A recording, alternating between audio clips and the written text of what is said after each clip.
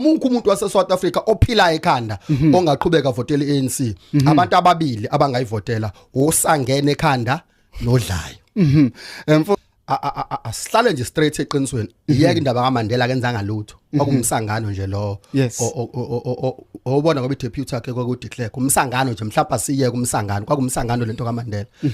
asize ukuthi abombheki Thabo itraitor yokuqala yokugcina wathola i2/3 majority le ekwakuthiwe ngayo siyokwazi ukwenza noma yini ngakubo akayibuyisanga iland ngakubo safica amaplaza amabhuni ngakubo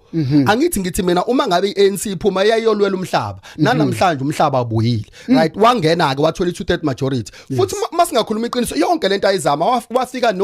negear system yahluleka weza no asgisa wahluleka ayikho isystem akayenza yasebenzela ngoba wayeza nama system abelungu hayi ethu so ayikho into ayenza size kulo wakithi wala kade kwadonuse umfokazuma uthe esixhopha wabesinikeza ubisi lokuthi sigeza amehlo mase ekhala ake ngithi ungcono ngalokho ukuthi usixhophe wayesesinikeza ubisi but uyafana nabo bonke labantu bayiphathi yesystem njengoba uZuma eqala manje evukela isystem siyambonga ukuthi unoNembeza uyabona kodwa nakhona mina abo lokhu kushiwa imina uNtingo shoyo labantu laba benza isivumelwano nabelungu ukuthi ngo30 emva kweminyaka u30 sobe sesiphatha sonke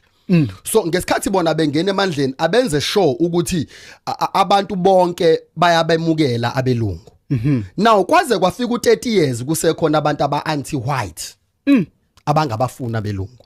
base bethi ke ukuze labantu aba-anti white sikwazi ukuba manager asithola umuntu ozosimanagela abantu aba-anti white base bethatha uZuma bamhlome ejele nangempela iKZN neJozi balwa babona ukuthi okay baningi abantu aba-anti white and umuntu ongaba maintainer umsholuzi Ramaphosa hayi bandla siyambonga lo yababa kakhulu ngokuthi avela beneqiniso ayiveze ngokusobala into ayiyona ngaloko esipretend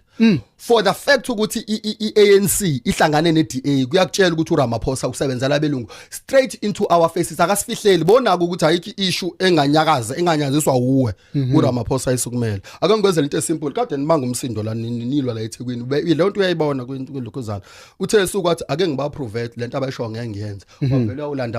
ama foreigners futhi nakhona uqamba amanga metha wasePalestine akuwona wasePalestine umuntu wabo obagadele thina okumsholoza abamthembi ukuthi usigada ngeqiniso ngoba usegijima eAfrica abamthembi